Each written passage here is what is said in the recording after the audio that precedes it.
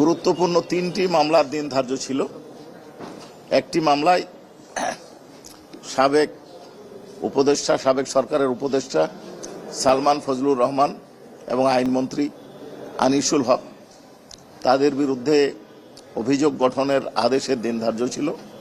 Honourable tribunal তাদের discharge application নাকচ করেছেন। তারা কারফিউ জারির ষড়যন্ত্র করে হত্যাকাণ্ডের নির্দেশ দিয়েছেন, পরিকল্পনা করেছেন এবং উস্কানি দিয়েছেন।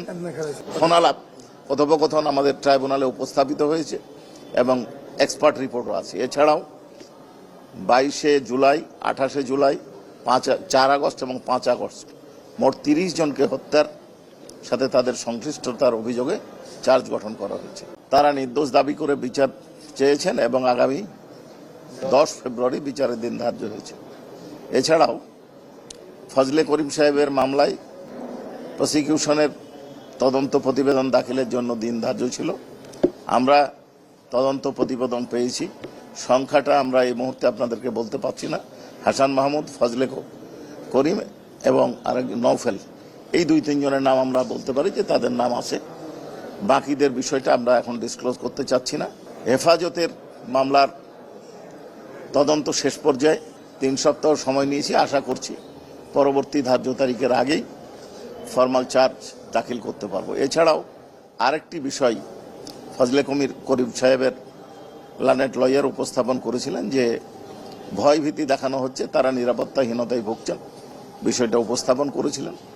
এটা খুব দুঃখজনক যে একটা সামাজিক অনুষ্ঠানে যদি কোনো পক্ষ, উভয় পক্ষ লয়ার, আপনারা জানেন আসামি পক্ষের এবং প্রসিকিউশনের পক্ষের লয়ার কোনো সামাজিক অনুষ্ঠানে একত্রিত হয়, সেইটাকে যোগসাজশ বলে প্রচার করা, এটা অত্যন্ত দুঃখজনক। মূল অভিযোগ হচ্ছে ওনারা কারফিউ জারি করে আন্দোলনকারীদেরকে শেষ করে দেওয়ার জন্য পরিকল্পনা করেছেন, ষড়যন্ত্র করেছেন, সহায়তা করেছেন। শেষ করে দেওয়া মানে হত্যা, শেষ করা মানে হত্যা করা।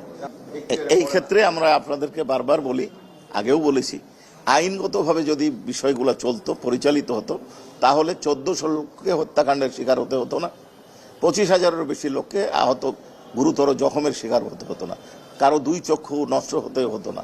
আইনগতভাবে চলেনি, তারা চালাতে দেয়নি, তারা আইনের ব্যত্যয় ঘটিয়ে এ ধরনের অপরাধ এবং অপকর্ম সংগঠন করেছে। মিস্টার সালমান এফ রহমান এবং মিস্টার আনিসুল হক, ওনাদের মামলার তারিখ ছিল, আজকে চার্জের আদেশ হয়েছে। তো ওনাদের প্রত্যেকের বিরুদ্ধেই 5টি চার্জ আনয়ন করেছিল প্রসিকিউশন। ওই 5টি চার্জ লানেট ট্রাইব্যুনাল ওনাদেরকে পাঠ করে শুনিয়েছে। আর তার আগে আমরা ওনাদের পক্ষে একটা ডিসচার্জ অ্যাপ্লিকেশন করেছিলাম। আমাদের ডিসচার্জ অ্যাপ্লিকেশনটা ওনারা নামঞ্জুর করেছেন এবং মামলার চার্জ শোনার পরে আসামিদেরকে জিজ্ঞাসা করা হয়েছিল যে ওনারা কি গিলটি প্লিড করেন কি না। তো ওনারা বলেছেন যে ওনারা গিলটি প্লিড করেন না এবং ওনারা ন্যায় বিচার প্রত্যাশা করেন লানেট ট্রাইব্যুনালের কাছ থেকে। এবং ট্রাইব্যুনাল মামলার পরবর্তী তারিখ ধার্য করেছেন 10/2 প্রসিকিউশনের ওপেনিং স্টেটমেন্ট এবং সাক্ষীর জন্য এবং ডিফেন্সের কোনো উইটনেস এবং এভিডেন্স দেওয়ার থাকলে তার লিস্ট দেওয়ার জন্য। আমরা আমাদের ক্লায়েন্টের সাথে কথা বলেছি, ওনারা চিন্তা করে জানাবেন সাফে সাক্ষী দেবেন কিনা। আমরা ডিসচার্জ চেয়েছিলাম যে এলিগেশন করে আনা হয়েছে, ওনারা তো আসলে কোনো সুপিরিয়র কমান্ড পজিশনে ছিলেন না এবং টেলিফোন কনভারসেশন যেটা এখানে রেফার করা হয়েছে, ওনারা বলেছেন যে ওনারা কখনোই এই ধরনের কোনো কনভারসেশন করেন নাই।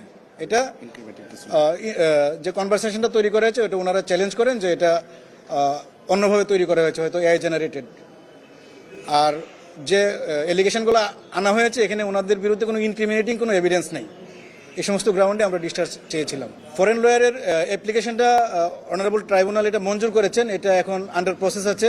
এটা জেল অথরিটি বার কাউন্সিলে রেফার করেছে। আমরা যতদূর জানি এটা এখনো সিদ্ধান্ত হয়নি। এটা এখানে দেখেন আইনে কিন্তু এটা রিভিউয়ের একটা বিধান আছে। আমরা আমাদের ক্লায়েন্টদের সাথে কথা বলবো, ওনারা যদি ইনস্ট্রাকশন দেয় তাহলে ওনারা চাইলে রিভিউ করতে পারে, আদারওয়াইজ ওনারা ট্রায়াল ফেস করবে।